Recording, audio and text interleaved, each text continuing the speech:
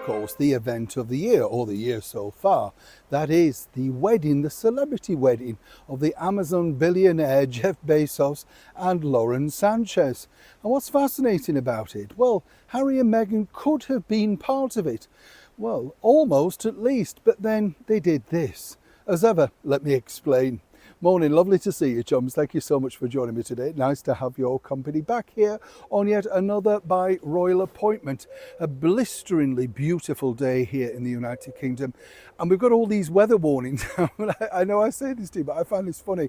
And they'll sort of send it on text and everything, just to let you know it's going to be very warm today, so you might want to take some water. And you think, right, because I never thought of that, or I could stop off and have a cup of tea somewhere, or, hydrate myself. It's almost like, do you find this, like we've become so stupid, we can't almost remember to lock our own door or carry our own cash or whatever, unless somebody reminds us via a text or one of those scanning things, the sort of thing I mean. Just gets on your nerves. You can barely get out of the house reading all the messages that you're supposed to do, Now, somebody who's going to be reading a lot of messages, we had a wave, sorry, nice to see you and welcome one and all brand new subscribers. It's, it's a big thing. I mean, this is a huge event, celebrity-wise. And I don't know about you, weddings, celebrity weddings, I've covered many, as you can imagine, and they are the same thing. It's just about ostentatiousness and what presents you can give the bride and all that sort of stuff, But it's really about being seen. I mean, celebrity weddings, and I would say actually that David and Victoria Beckham really kick-started this off around about 25 years ago when they sold their wedding to OK magazine for a reputable 1 million, right? And this was, to cover all the things and everything. And I did, I remember speaking to Victoria afterwards, and she said, she kind of enjoyed it, but there was a lot of stop-starts, and she wished that she could have now just gone through with a normal wedding because they're paying, so it's a production. But again, nothing new. I remember the Hollywood actor Mickey Rooney telling me that basically when he met and married Ava Gardner, the studio boss at MGM, Louis B. Mayer, literally said, well, you can get married with my permission, but he would be giving the bride away, and also it would be a full MGM production with them controlling the honeymoon, the pictures, the filming, distribution of where that would go in the cinemas. So, it's really just, as I often say here, chums, a full circle, right? But Lauren and Jeff, billionaire Jeff, right? Now, literally the who's who of celebrity world, and it's a bit thin, to be honest, because, you've got Leonardo DiCaprio, Orlando Bloom. I mean, they're nice enough people, but there are no celebrities, let's be honest, right? And even, of course, Oprah Winfrey alongside astronaut Gayle King. They were there as well, pictured out and about in their workout lycra. Very charming indeed, it has to be said. But what was fascinating about that is the fact that obviously these are the people that Harry and Meghan have cultivated as chums, friends, associates, whatever you want to call them, over the years, and this would have normally been something of a shoe-in. And where it goes wrong, and this always is really the problem with Harry and Meghan, is and I think it's particularly her, I do actually think he is slightly more grateful and more, how can I put this? He doesn't expect things, he's come from a background where it's an automatic. Most people would still like to invite Prince Harry. The problem is you've got the +1 that's a nuisance, and we've seen that before, hijacking things, announcing things, flipping back the coat to, reveal the baby bump, the sort of thing. You just know that that individual is going to, well, try and hijack your big event. And somebody like Lauren Sanchez, who I met many years ago, in fact, when she was working for Fox 11, I think, nice enough woman, good luck to her. Always been super ambitious, and I remember her looking rather differently, has to be said. But the thing is, I admire these sort of women if that's what they want to do. Now, where it was interesting, and this is the 2 points that is great to share on shows like By Royal Appointment, is this. You see, when Harry and Meghan literally had departed to become private citizens and Megxit and all that sort of stuff, things could have been totally different, right? But the Amazon chiefs decided that they could do something with Prince Harry, you know, alongside the things of Better Up and all of that and Spotify. And the idea really was, if you remember those ads that Amazon were doing about sustainability and saving the planet and things like that, they thought this was, you know, something that they could have worked into with Harry. But of course, Harry at that time felt that they both had to be coming as a duo. Remember that. They were never going to be working as individual people. And somewhere along the line, and this is from a person who worked with them at that time, that deal fell through. Can you imagine what sort of money that deal would be? And it was a very successful ad, in fact, by Amazon, because basically, you know, they put it out with nobody really, just actors and stuff. But it got the message over there very, very succinctly. Now, fast forward a couple of years, and as we know, Meghan Markle, queen of podcasting, decided that she was going to, you know, have a crack at being a podcaster with Spotify. They paid her millions of pounds, and it was very difficult really for them, because whatever they suggested in terms of guests, you know, Meghan didn't particularly shine or warm to. And that's because if the woman is a little bit more, shall we say, interesting, Meghan is not going to be putting over. You'll notice that most of the people that Meghan literally put over are just, you know, normal people, as it were. We hadn't really heard of them. They couldn't upstage the fake Duchess, right? So apparently, according to documents, and as ever I have to say allegedly, Spotify at the time were very keen, for instance, for Meghan to sit down with Lauren Sanchez, who'd written her very first children's book. Now this would have made an excellent background interview for Spotify. 100%, I'm sure everybody will agree, whether you like what she does or not. She's got a children's book, she's got a background as a journalist, entertainment reporter. There's stories there, right? You know, now if you want to get in with this crowd, and this is the crowd, because at this point she's now attached to the Amazon billionaire, that, you know, you might have been able to break in those doors. And apparently, according to that source, and again, allegedly, Meghan didn't think it was the right fit for this series. Right. And this is what I mean about getting it wrong on a regular basis, right? How do you get it wrong so many times? I mean, a right fit for a regular basis. Now, here's where this gets interesting, because consequently, as Lauren Sanchez's star began to rise, because she's marrying a billionaire, right? Then, of course, Meghan's team suddenly are interested. And suddenly, Lauren and Jeff were receiving things like, as ever, pots of jam in those baskets with the dead lemons round them, right? You get the picture. And all of that sort of schmoozing and anchoring, trying to get back forward. But this is Hollywood. You're not a royal anymore. So once you lose that first bite of that cherry, suddenly you have to think, I've lost it, right? So I can't get it back.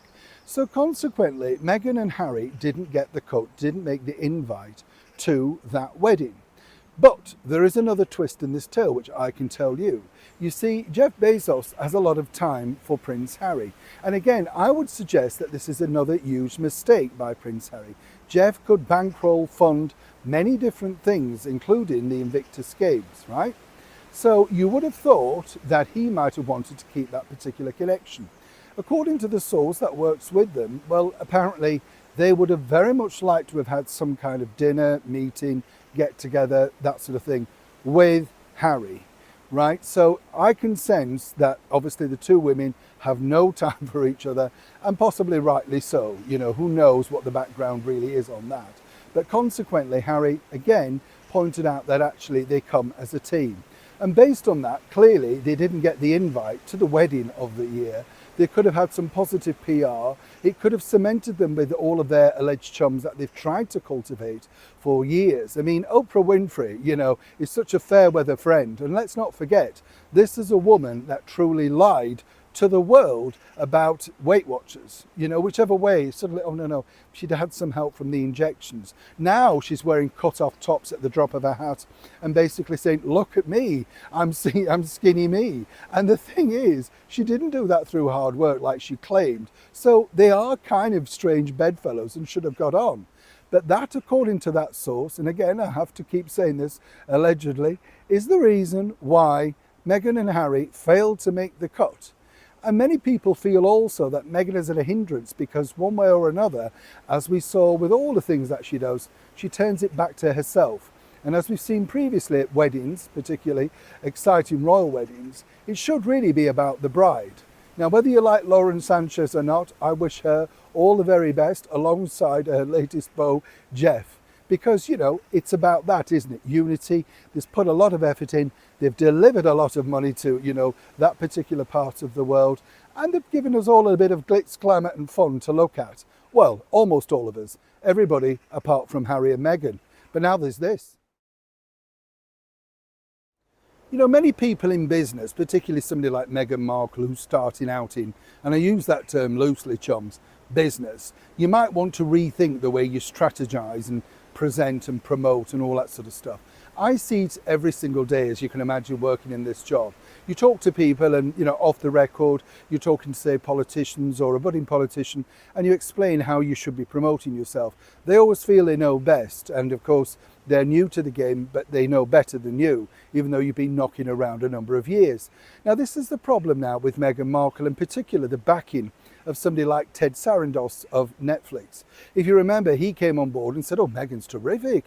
You know, she could sell anything. People just love her. Well, that's truly not the case. And you see, it's all Meghan's fault, whichever way you look at it. Simply because when she started out that venture, American Riviera Orchard, another shambles, a fuzzy video in a kitchen, all of that, it just reeked of desperation and not very well thought out. Meghan thought, you see, she'd hit pay dirt by teaming up with another, lifestyle guru. Basically translated means, we're going to sell you a lot of tat with my name on, but because you like me, you know, you're going to buy it. And as I said to you a couple of weeks ago, if the supermodel Kate Moss can't make a go of her well-being thing, then who can, you know, with her background? But I did find that odd that you're suddenly supposed to buy into the fact that Kate Moss is very healthy. I remember the Kate Moss of the 90s covering her on the entertainment beat. Always got a fag in her hand and a sort of, you know, can of lager or something, and a boyfriend that looked like he could do with a good hose down. But that was then. Of course, now fast forward into this particular period, and Kate's all about health. But even she found that it didn't work, and her company is now virtually extinct. That's the problem. Meghan thought differently. She felt and was told by all of her team, including her management and everything like that, she was loved, adored. You know, people liked her. They wanted to buy into her. They wanted to dress like her. They were interested in her makeup, everything she did. And then, of course, Meghan made all of these gaffes. And in particular, my sort of premise on this is really the biggest gaffe that she made was the fact that she decided to put this particular video out. You know, the one where she was stirring pots of jam in this big steel thing on a kitchen stove. And you just, come on. You know, it'd be like you and me, wouldn't it, doing donuts and putting them in a cupboard and, you know, oven and tray and all. You just don't do it. That is not the sort of business. So she was already lying to the potential customer. And worse than that then, and this is how dumb, you know, some people might say Meghan truly is. A couple of days later, she puts a video out with the jars of jam coming down a conveyor belt, right? So, you know, what, have you got a conveyor belt in the back room or in Archie's nursery? I mean, how does this, it's just ridiculous that you're supposed to believe that this happened, right? So again, this is where this has gone wrong, because in her latest endeavours, including the tea and the now sparkling wine that she's, you know, desperate to launch, and according to a source, is very keen to get bottles over in time for Wimbledon. Oh yes, very keen to get them placed there. Just in fact, if people could be seen wandering around in and out of that prestigious All England Lawn Tennis Association, you know, the one where Catherine, the Princess of Wales, is the patron. Oh yeah, never one to miss a trick. And according to a source, has already got people planted, you know, to go round looking exquisite, just clutching a bottle, just so that people go, oh, they've bought Meghan's wine and it's at Wimbledon. Remember, you heard that here first. Well, the problem is now that the source of the wine has been exposed. And this is the problem, you know, and I'm not knocking her for this, but at least be honest. The way that this is being portrayed is the fact that I'm working on this wine and etc. Kylie Minogue and Cliff Richard, who both done similar things, and many other, you know, people who've had a crack at wines, at least they go through the story of, I went to a tasting, I decided to like this was the idea for the design, this is the label, the bottle. You know, suddenly from nowhere, Meghan's decided, slap on a bit of a label and then we'll sell it at a markup price. And that's what she is, the markup duchess. And the problem that you've now got is, all thanks to your stupidity on social media, well, now people can just see right through you. They can see the fact that actually you're not serious about what you're selling or indeed what you're doing. And the problem that you've got now moving forward is who's going to buy it knowing that actually it's not that special, you don't have that much input into it, and the tea bags are sourced from a totally different company. So you might as well just buy the original tea bags and print your own label off at home and say, yeah, I bought Meghan's stuff. Who's going to know? It's fake, but then again, so is what Meghan Markle is doing. Anybody else agree? As ever, do let me know your thoughts on these stories on, of course, by royal appointment. And if you can, please like and share and be polite. But then, of course, there's this. A bigger problem lurks in the background. Lots have been made of the fact that recently, once again, Meghan Markle lost between 7 and 10 staff. And I say Meghan Markle, her and Prince Harry too. And it's very much well documented by those that, Harry is a lot easier to get on with. But also I might say in the defence of, Meghan Markle, that, he probably has no handle on the business side of things anyway. I think it was really obvious in that Netflix documentary that he was sitting there just to prop up the picture. What was Harry actually doing? I mean, before this, he never had written a speech of himself. Everything was written for him, and he might add one or two thoughts, but actually it was done by courtiers. And he's very good at reading an auto cue. In fact, he seems to enjoy reading out loud. I mean, clearly there's a thing that he likes to do. And part of the problem, and this is the bigger problem now that you've got with Harry, is that recently, for instance, he turned up doing a speech, of course, via tape, for the Germany Veterans Day. And there he is standing on his porch with all of his medals like Muttley the Hound from Dick Dastardly and Muttley. And you think, what is this about? You've gone from commanding the world stage to standing on your porch to deliver a speech. Commendable though it may be, of course, but nonetheless, it's not exactly the bright lights anymore. And then that's sent over. Now, what I often thought about that is, doesn't Germany have anybody else more succinct, really, that they could put forward as a representative? Why did they pick Harry? What was he doing? What was the offer? He just didn't burn well, did it? And equally, what was interesting about this was that it basically got no traction whatsoever. It's reported, but it's not there. And apparently he's very, very depressed behind the scenes about the fact that now when he gets up to offer all of these words and pearls of wisdom, nobody particularly is interested. But that's show business. We move on very, very quickly, right? Now, here's where I find this particularly interesting, because obviously behind the scenes, things are crumbling and falling apart. And for Meghan Markle, the one thing that she can't shift, apart from the fact that she literally wiped off her own father from the face of the earth, simply because, according to her, he, breached her privacy. Meanwhile, Meghan breaches her own every single week by exploiting the two children, Harry's children, on social media. And then he goes wittering on at another speech saying, we've got to protect the children. You're just stupid, right? I mean, which way do you want to put it out? But consequently, Meghan has decided that actually all the blame truly starts with one person, as ever, I have to say allegedly, but it's this man. That's right, Jason North. Now, Jason North still works, of course, for the Prince of Wales, Prince William, in the capacity regarding the charities. But you see, Meghan really has never forgiven Jason, because without his leak, without that getting out there, if you remember, he was very concerned about the way that the princess was able to bully 2 members of staff out of the employ. And this is the 2 that we know about. I know about subsequently many more, let me tell you. Well, he apparently is big enemy number 1. And Meghan feels that without that getting into the public domain, then that never would have come out. Likewise about the book that she then had to apologise for. Remember when she was assisting with Freedom, and then had to apologise to the Crown, saying that she'd simply forgotten. Now, Harry and Meghan have been told by their new team that they need to do something to squash this bullying claims, the ongoing problems that they have about the revolving door in Archwell and their staff. And this is truly what they're working on for the next phase. Now, I don't know about you, but, PR teams, having worked with many over the years, they're not miracle workers, and it really is down to the public. The public decide if they want to forgive you or not. Certain people can come back into the ether after a long time away, and there's a sort of, maybe I've made a mistake, we'll let you know. Others, for instance, like Hugh Edwards or Philip Schofield, one would suggest that could be the end, the sort of thing I mean.